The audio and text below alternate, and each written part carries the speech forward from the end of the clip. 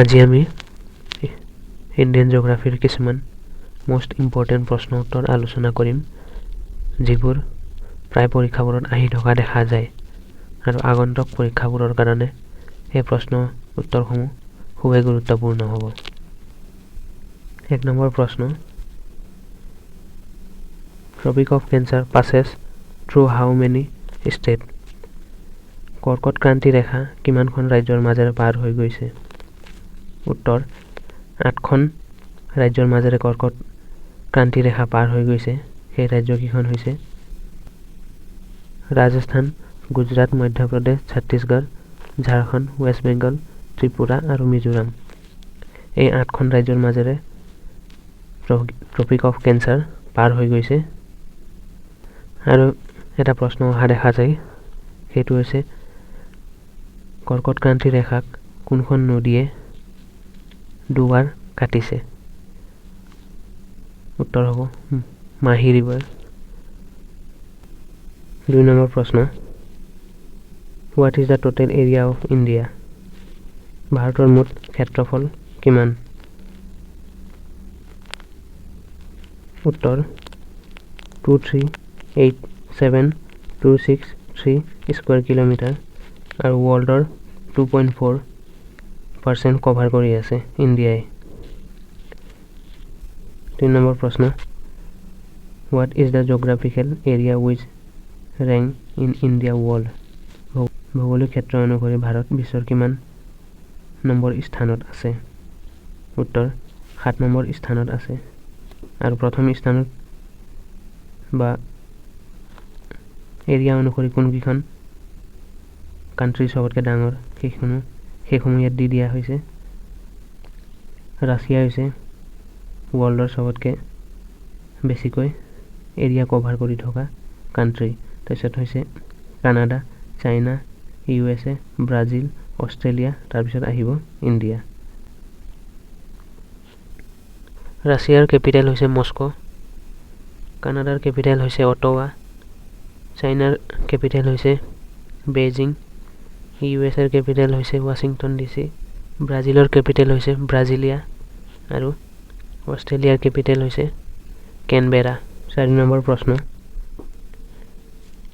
Name the theory wish explain the evolution of universe?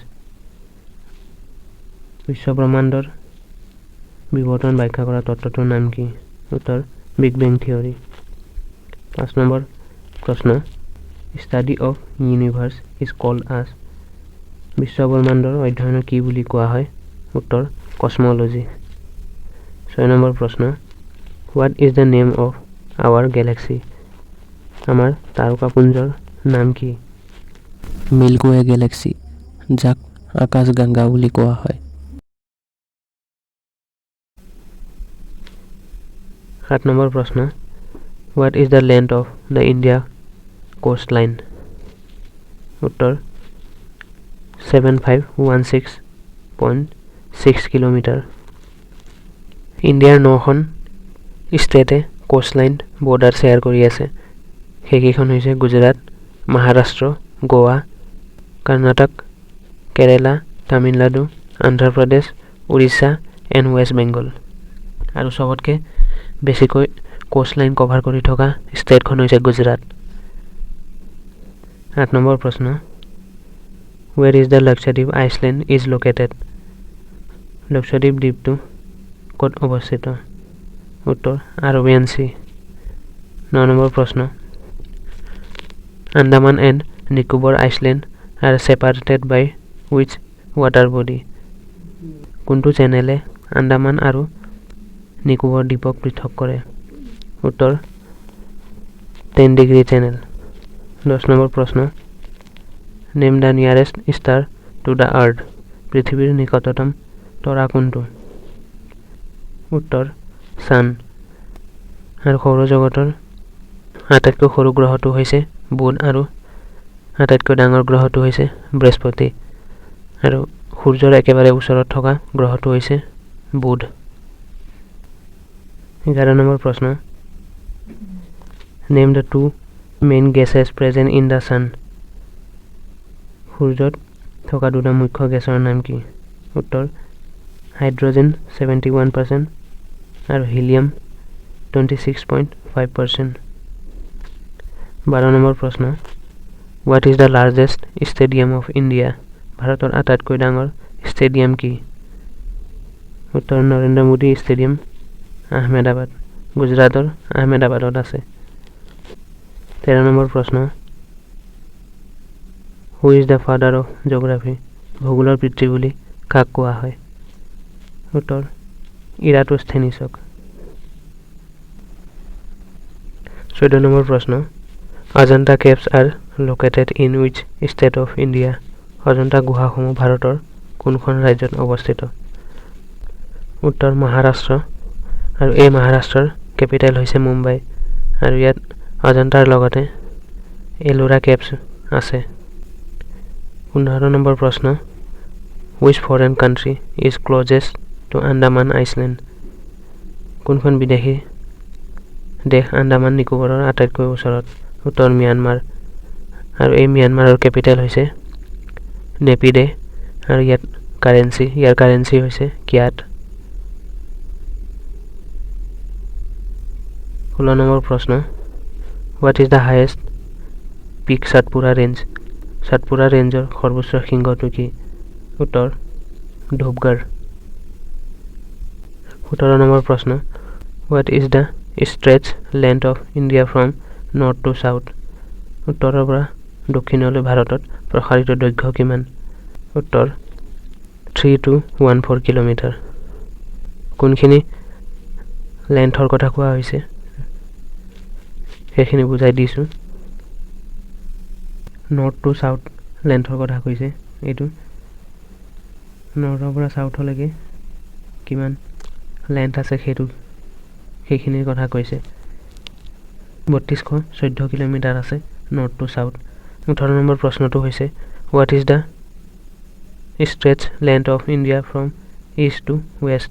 পূবৰ পৰা পশ্চিমলৈ ভাৰতত প্ৰসাৰিত দৈৰ্ঘ্য কিমান? 333 কিলোমিটাৰ। এইখিনি দৈৰ্ঘ্য বুলি ক'লে আমি ৱেষ্ট টু ইষ্টৰ লেন্থটো ক'ম। 19 নম্বৰ প্ৰশ্ন, name the highest peak of Karakoram range? Karakoram ৰেঞ্জৰ সৰ্বোচ্চ শৃংগটোৰ নাম কি? উত্তৰ গডউইন অষ্টিন, যাক K2 বুলি কোৱা হয়। 20 নম্বৰ প্ৰশ্ন, name the terrestrial planet in our solar system? আমাৰ সৌৰজগতৰ স্থলজ গ্ৰহৰ নাম কি? উত্তৰ Mercury, Venus, Earth and Mars. বুধ, শুক্ৰ, পৃথিৱী আৰু মংগল। এষ্টৰইড বেল্টে ইয়াত চাৰিটা গ্ৰহৰ ভাগ কৰিছে, আৰু সূৰ্যৰ ফালে থকা 4টা গ্ৰহক স্থলজ গ্ৰহ বুলি কোৱা হয়। এষ্টৰইড বেল্টৰ এইফালে থকা এই গ্ৰহকেইটাক জোভিয়ান বা গেছীয় গ্ৰহ বুলি কোৱা হয়। 21 নম্বৰ প্ৰশ্নটো আমি আলোচনা কৰিছোঁ, name the jovian or gaseous planet in our solar system? আমাৰ সৌৰজগতৰ জোভিয়ান বা গেছীয় গ্ৰহৰ নাম কি? উত্তৰ জুপিটাৰ, ছেটাৰ্ণ, ইউৰেনাছ, নেপচুন। বৃহস্পতি, শনি, ইউৰেনাছ, নেপচুন, এই গ্ৰহকেইটাক জোভিয়ান প্লেনেট বুলি কোৱা হয়।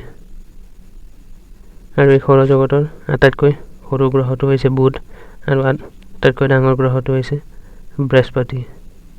আৰু এই বৃহস্পতিৰ উপগ্ৰহ হৈছে জ্ঞানীমেড, আৰু গোটেই সৌৰজগতৰ আটাইতকৈ ডাঙৰ উপগ্ৰহটো হৈছে জ্ঞানীমেড।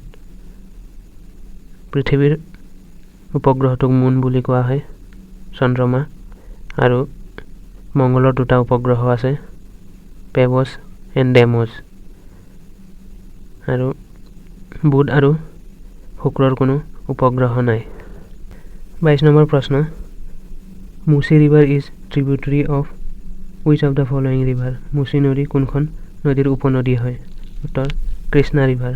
আৰু এই মুচি নদীয়ে হৈছে ট্ৰপিক অফ কেঞ্চাৰক 2বাৰ কাটে। এনেকৈ ট্ৰপিক অফ কেঞ্চাৰ পাৰ হৈ গৈছে আমাৰ ভাৰতৰ মাজেৰে, 8খন ষ্টেটৰ মাজেৰে ট্ৰপিক অফ কেঞ্চাৰ পাৰ হৈ গৈছে।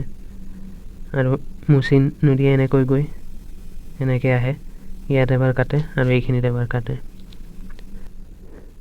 23 নম্বৰ প্ৰশ্ন Surat is situated on the bank of which river? Surat চহৰখন কোনখন নদীৰ পাৰত অৱস্থিত? উত্তৰ তাপ্তি ৰিভাৰ।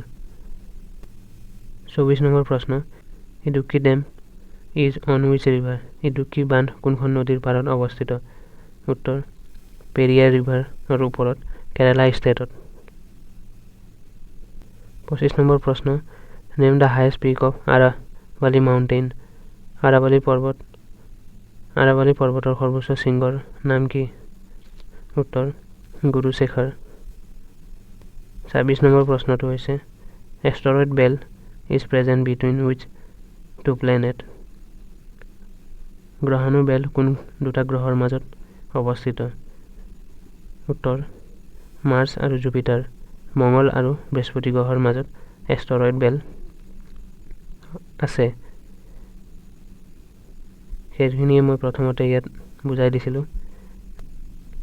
এই গ্ৰহটো হৈছে বৃহস্পতি, এইটো হৈছে মঙ্গল গ্ৰহ, আৰু এই দুটাৰ মাজত এষ্টৰয়েড বেল্ট অৱস্থিত। 27 নম্বৰ প্ৰশ্নটো হৈছে The country with the largest population of Muslim is Indonesia. আৰু এই ইণ্ডোনেছিয়াৰ কেপিটেল হৈছে জাকাৰ্টা। 28 নম্বৰ প্ৰশ্ন Name the river which is called as the Sorrow of Bengal. বংগৰ দুখ বুলি কোৱা নদীখনৰ নাম কি? উত্তৰ দামোদৰ ৰিভাৰ। 29 নম্বৰ প্ৰশ্ন Which city of the known as City of Seven Islands? ভাৰতৰ কোনখন চহৰক City of Seven Islands বুলি জনা যায়? উত্তৰ মুম্বাই। 30 নম্বৰ প্ৰশ্ন চিপকিলা আৰু বাৰালাচা পাছ ক'ত অৱস্থিত? উত্তৰ হিমাচল প্ৰদেশত, আৰু তাত ৰহতাং পাছো আছে। আজিলৈ ইমানে, ধন্যবাদ।